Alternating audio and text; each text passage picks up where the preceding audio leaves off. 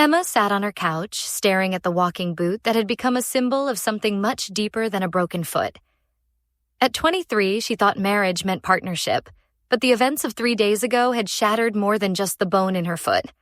They had cracked something fundamental in her relationship with Jake, her 33-year-old husband. It had started so innocently.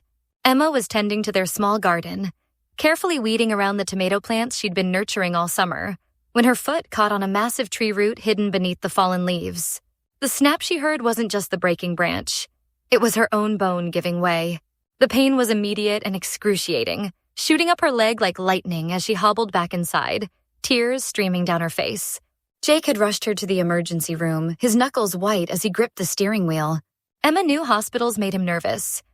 She'd seen it during her recent pregnancy when he'd paced the waiting rooms, his anxiety masked behind forced jokes and fidgeting hands.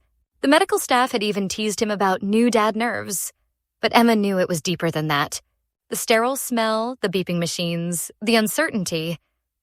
It all triggered something primal in Jake that he'd never quite admitted to himself. The emergency room was packed that evening, a typical scene of crying children, worried families, and the endless shuffle of medical staff.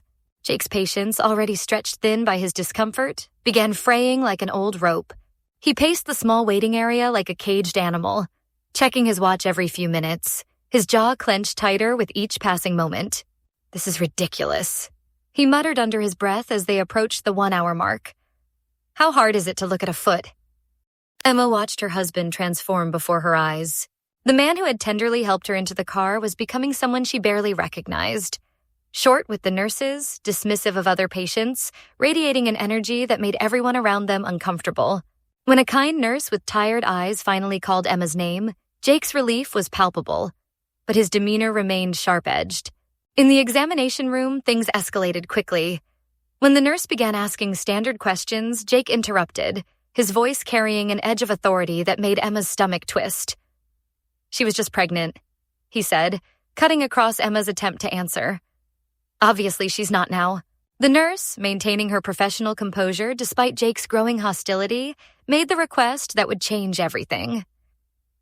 "Sir, I need you to step out for a few minutes while I ask some standard privacy questions." Jake's reaction was immediate and fierce. "Privacy? We're married. We don't need privacy from each other." His voice carried a possessiveness that made the small room feel even smaller. The nurse, clearly experienced with difficult situations, remained gentle but firm. "It's just standard protocol, sir, just for 5 minutes." But Jake wouldn't budge. His feet planted firmly beside Emma's bed, arms crossed, jaw set in defiance. "I'm not leaving my wife." Emma watched the standoff unfold, feeling the weight of everyone's discomfort pressing down on her like a heavy blanket. The nurse's professionalism was cracking under Jake's resistance, and other staff members were beginning to notice the commotion. "Sir, I'll have to call security if you don't comply willingly," the nurse said, her voice still kind but now carrying the weight of authority. That's when Emma found her voice, and possibly lost something else.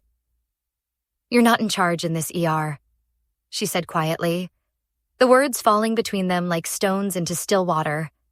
"Please go." The silence that followed was deafening. Jake's face went through a kaleidoscope of emotions: shock, betrayal, rage, and something that looked almost like grief. Without another word, he stalked out, leaving Emma alone with the nurse and the echo of her own words.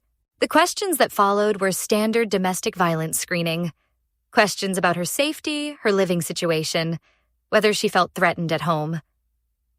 Emma answered honestly, explaining that Jake wasn't abusive, just anxious and controlling in medical situations. But as she spoke the words, she wondered if she was trying to convince the nurse or herself. When Jake returned, the temperature in the room had dropped several degrees. He was polite to the medical staff, but Emma could feel the fury radiating from him like heat from a furnace. The x-rays confirmed a clean break, the boot was fitted, and they left in silence. For 3 days now, Jake had been waging a war of passive-aggressive comments and cold shoulders. "Since you're in charge," he'd say when she asked him to help with something.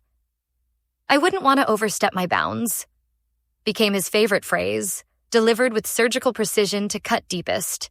Emma stared at her wedding ring, wondering when "we" had become "you versus me." She'd only been trying to keep the peace, to prevent an embarrassing scene while she was in pain and vulnerable. But Jake saw it as the ultimate betrayal. His wife choosing strangers over him, questioning his authority in public. What do you think Emma should do? Was she wrong to ask Jake to leave, or was she protecting both of them from an escalating situation? Have you ever had to choose between keeping peace with your partner and standing up for yourself? Share your thoughts and experiences below.